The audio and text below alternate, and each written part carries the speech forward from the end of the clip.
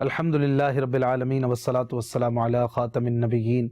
اما بعد فاعوذ باللہ من الشیطان الرجیم بسم اللہ الرحمن الرحیم الصلاة والسلام علیک یا رسول اللہ وعلی آلک واصحابک یا حبیب اللہ الصلاة والسلام علیک یا نبی اللہ وعلی آلک واصحابک یا نور اللہ۔ ایک بار پھر مدنی چینل کے ناظرین دیکھ رہے ہیں پروگرام قرآن پاک ترجمہ و تفسیر کے ساتھ۔ الحمدللہ ہم دعوت اسلامی کے مکتبۃ المدینہ کا شائع کردہ قرآن پاک کی تفسیر سے سلسلہ وار ترتیب وار تفسیر قرآن سن رہے ہیں، اور صراط الجنان سے الحمدللہ یہ سلسلہ جاری ہے جو کہ شیخ الحدیث حضرت علامہ مفتی محمد قاسم عطاری دامت برکاتہم العالیہ نے تحریر فرمایا ہے۔ اللہ کریم قرآن کے حق کو حق سمجھنے، اس پر عمل کرنے، باطل کو باطل سمجھنے اور اس سے بچنے کی توفیق عطا فرمائے۔ اللہ کے آخری نبی صلی اللہ علیہ وآلہ وسلم نے ارشاد فرمایا، تم جہاں بھی ہو مجھ پر درود پڑھو کہ تمہارا درود مجھ تک پہنچتا ہے۔ صلو علی الحبیب صلی اللہ علی محمد صلی اللہ علیہ وآلہ وسلم۔ اعوذ باللہ من الشیطان الرجیم بسم اللہ الرحمن الرحیم۔ ان الذین توفاہم الملائکۃ ظالمی انفسہم قالوا فیم کنتم قالوا كنا مستضعفين في الأرض قالوا ألم تكن أرض الله واسعة فتهاجروا فيها فأولئك مأواهم جهنم وساءت مصيرا۔ ترجمہ: بے شک وہ لوگ جن کی جان فرشتے اس حال میں قبض کرتے ہیں کہ وہ اپنی جانوں پر ظلم کرنے والے ہوتے ہیں، ان سے فرشتے کہتے ہیں تم کس حال میں تھے؟ وہ کہتے ہیں ہم زمین میں کمزور تھے۔ تو فرشتے کہتے ہیں کہ اللہ کی زمین کشادہ نہ تھی کہ تم اس میں ہجرت کر جاتے؟ تو یہ وہ لوگ ہیں جن کا ٹھکانہ جہنم ہے، اور کتنی بری لوٹنے کی جگہ ہے۔ ناظرین اکرام، یہ آیت ان لوگوں کے بارے میں نازل ہوئی جنہوں نے کلمہ اسلام تو زبان سے ادا کیا، مگر جس زمانے میں ہجرت فرض تھی اس وقت ہجرت نہ کی، اور جب مشرکین جنگ بدر میں مسلمانوں کے مقابلے کے لیے گئے تو یہ لوگ ان کے ساتھ ہوئے اور کفار کے ساتھ ہی مارے گئے۔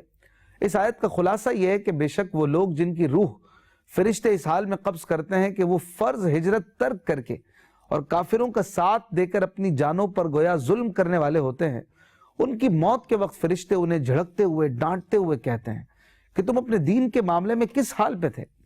وہ عذر پیش کرتے ہوئے کہتے ہیں کہ ہم کمزور لوگ تھے، کافروں کے ساتھ رہتے تھے، تو اگر ان کا ساتھ نہ دیتے تو ہم پھنس جاتے، وہ ہمیں پریشان کرتے، دین کے احکام پر ہم عمل کرنے سے عاجز تھے۔ تو فرشتے ان کا عذر نہیں مانتے اور ڈانٹتے ہوئے کہتے ہیں کہ اللہ پاک کی زمین کشادہ نہ تھی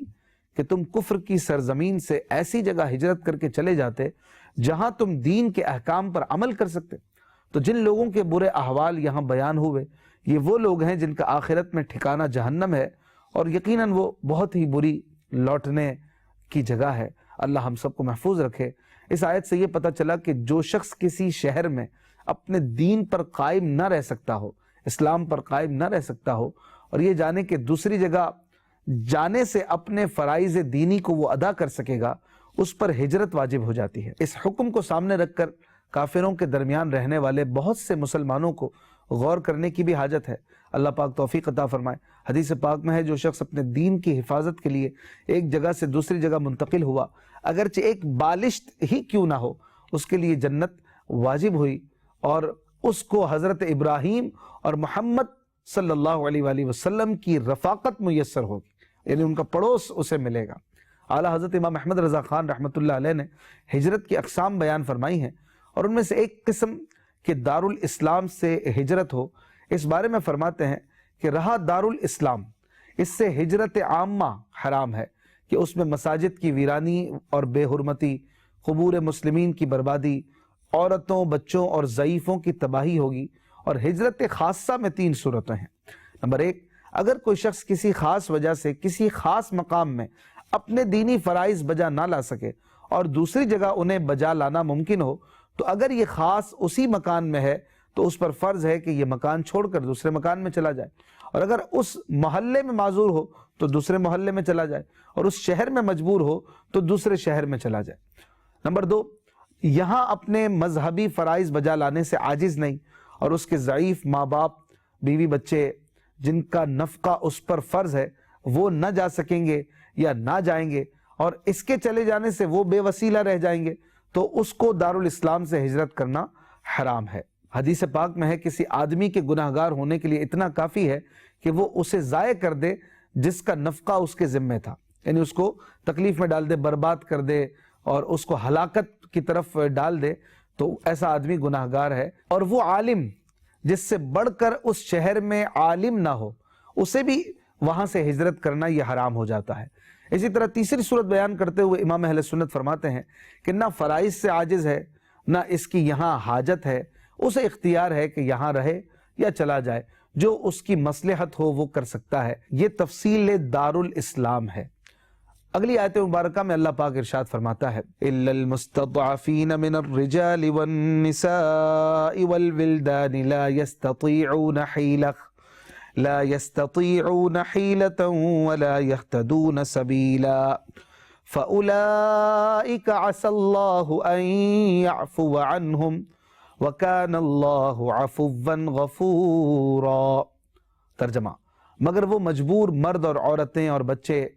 جو نہ تو کوئی تدبیر کرنے کی طاقت رکھتے ہوں اور نہ راستہ جانتے ہوں، تو عنقریب اللہ ان لوگوں سے درگزر فرمائے گا، اور اللہ معاف فرمانے والا بخشنے والا ہے۔ ناظرین کرام، اس آیت اور اس کے بعد والی آیت کا خلاصہ یہ ہے کہ وہ مجبور مرد اور عورتیں اور بچے جو نہ ہجرت کرنے کی طاقت رکھتے ہوں، نہ ان کے پاس اخراجات ہوں، اور نہ ہی وہ ہجرت گاہ کا راستہ جانتے ہوں، تو ایسے عاجز اور مجبور لوگ ہجرت نہ کرنے پر قابل گرفت نہیں۔ عنقریب اللہ پاک ان لوگوں سے درگزر فرمائے گا، اور اللہ پاک کی شان یہ ہے کہ وہ معاف فرمانے والا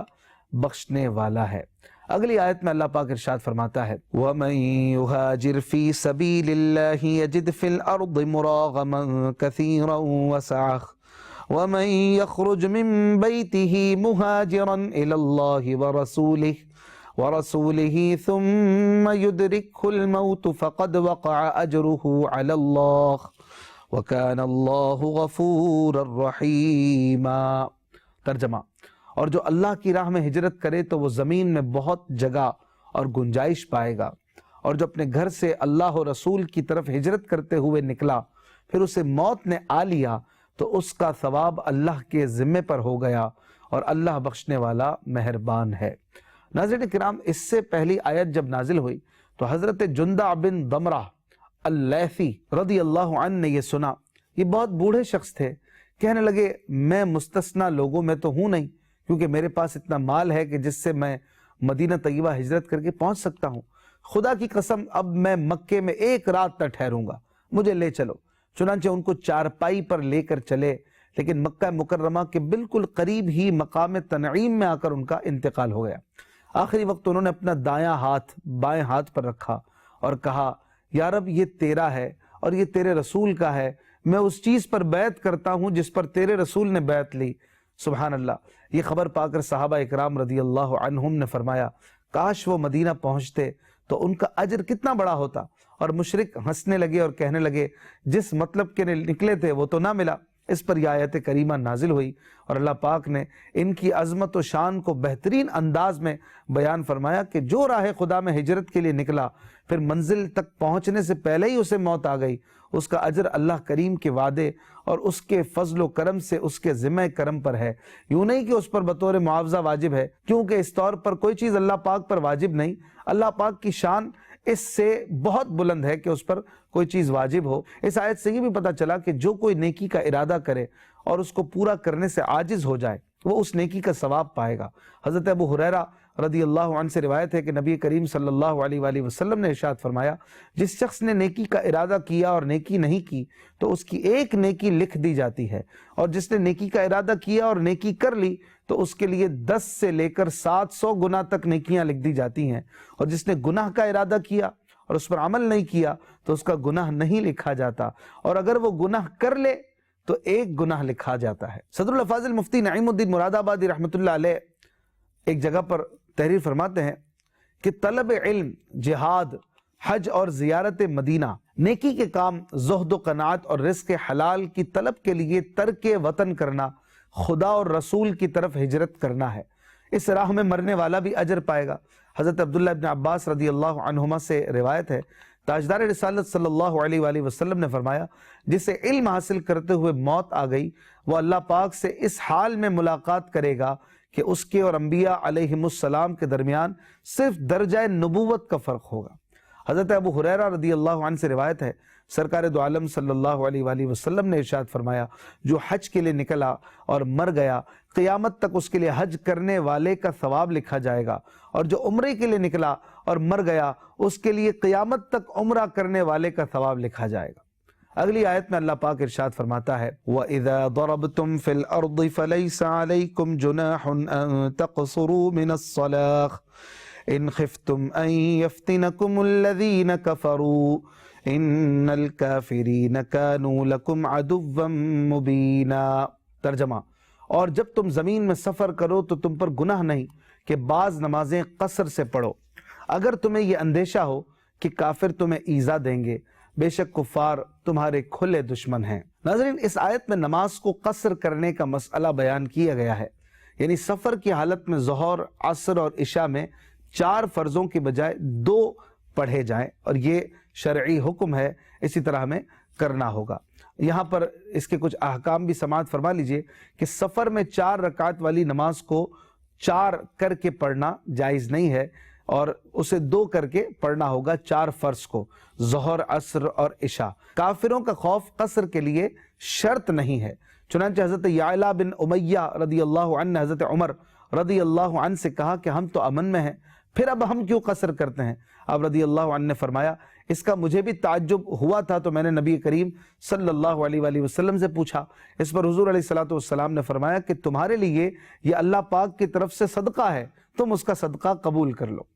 آیت کے نازل ہونے کے وقت چونکہ سفر اندیشے سے خالی نہ ہوتے تھے، اس لیے آیت میں کفار کی طرف سے خطرے کا ذکر ہوا، ورنہ خوف اور اندیشے کا ہونا یہ شرط نہیں ہے۔ صحابہ اکرام علیہم رضوان کا بھی یہی عمل تھا کہ امن کے سفروں میں بھی قصر فرماتے تھے، جیسا کہ ابھی حدیث پاک بھی بیان کی گئی۔ اسی طرح جس سفر میں قصر کیا جاتا ہے اس کی کم سے کم مدت 3 رات دن کی مسافت ہے، جو اونٹ یا پیدل کی درمیانی چال کی رفتار سے طے کی جاتی ہو، اور اس کی مقداریں خشکی اور دریا اور پہاڑوں میں مختلف ہو جاتی ہیں۔ ہمارے زمینی میدانی سفر کے اعتبار سے اب فی زمانہ اس کی جو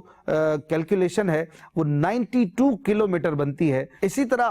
قصر صرف فرض نمازوں میں ہے، سنتوں میں نہیں، اور سفر میں سنتیں پڑھنی چاہیے۔ حضرت عبداللہ ابن عباس رضی اللہ عنہما فرماتے ہیں، رسول اللہ صلی اللہ علیہ وآلہ وسلم نے حضر کی نماز اور سفر کی نماز کو فرض فرمایا، تو ہم حضر میں فرض نماز سے پہلے بھی نماز پڑھا کرتے تھے اور بعد میں بھی، اور سفر میں فرض نماز سے پہلے بھی نماز پڑھا کرتے تھے اور بعد میں بھی۔ اگلی آیت مبارکہ میں اللہ پاک ارشاد فرماتا ہے، وَإِذَا كُنْتَ فِيهِمْ فَأَقَمْتَ لَهُمُ الصَّلَاةَ فَلْتَقُمْ طَائِفَةٌ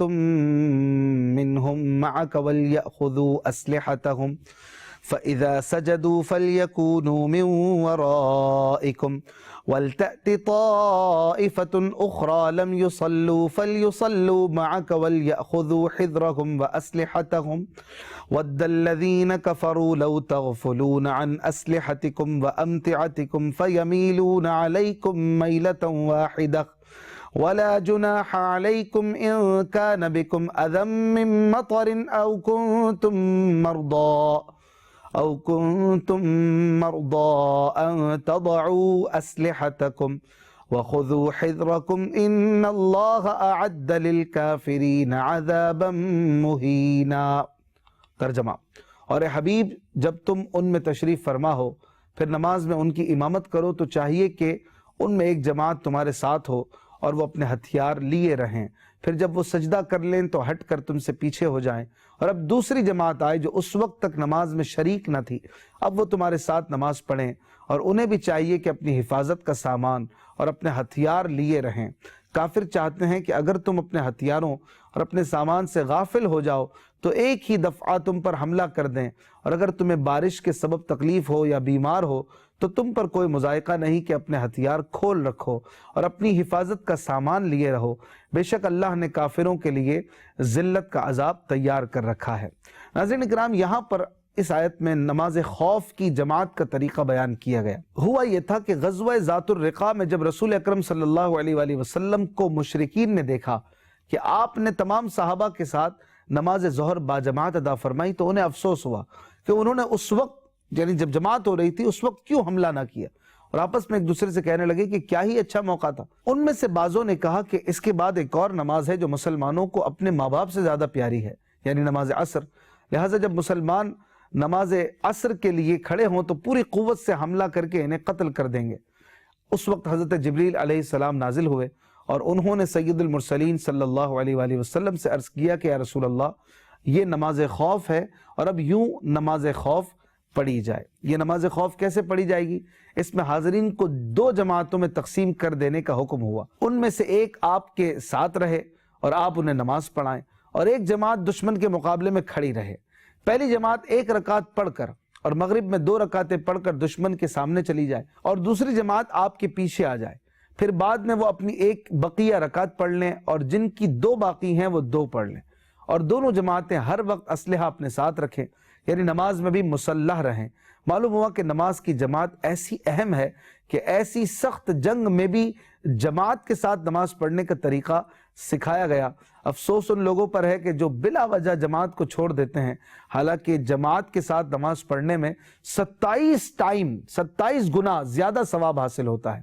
مزید پھر اللہ پاک نے کفار کے بارے میں فرمایا کہ تمہیں حفاظت کا سامان اور ہتھیار ساتھ رکھنے کا حکم اس لیے دیا گیا ہے کہ یہ کافر چاہتے ہیں کہ اگر تم اپنے ہتھیاروں اور سامان سے غافل ہو جاؤ تو وہ ایک ہی دفعہ تم پر حملہ کر دیں، اور اگر ہتھیار تمہارے پاس ہوں گے تو دشمن تم پر حملے کی جرت نہیں کرے گا۔ آیت کے اس حصے کے بارے میں ایک روایت یہ بھی ہے کہ نبی کریم صلی اللہ علیہ وآلہ وسلم غزوہ ذات الرقاع سے جب فارغ ہوئے اور دشمن کے بہت آدمیوں کو گرفتار کیا گیا اور اموال غنیمت بھی ہاتھ آئے اور کوئی دشمن مقابلے میں جب باقی نہ رہا تو حضور صلی اللہ علیہ وآلہ وسلم قضاء حاجت کے لیے جنگل میں تنہا تشریف لے گئے۔ دشمن کی جماعت میں سے غورس بن حارث یہ خبر پا کر تلوار لیے ہوئے چھپ چھپ کر پہاڑ سے اترا اور اچانک تاجدار رسالت صلی اللہ علیہ وآلہ وسلم کے پاس پہنچ گیا،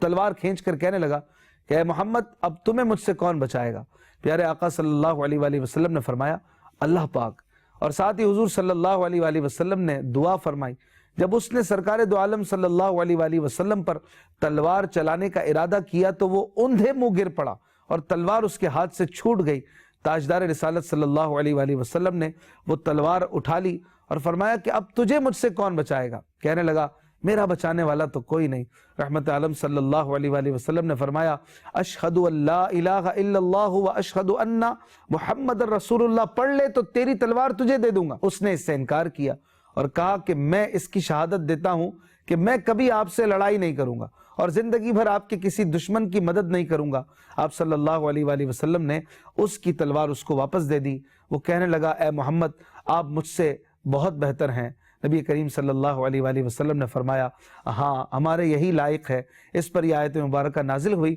اور سامان رکھنے کا ساتھ حکم دیا گیا۔ ناظرین اکرام، آج کا درس سورہ نساء کی آیت نمبر 102 پر اختتام کرتے ہیں۔ زندگی رہی تو انشاءاللہ اگلے پروگرام میں ملاقات ہوگی۔ اپنا خیال رکھیے گا۔ صلو علی الحبیب صلی اللہ علی محمد صلی اللہ علیہ وآلہ وسلم۔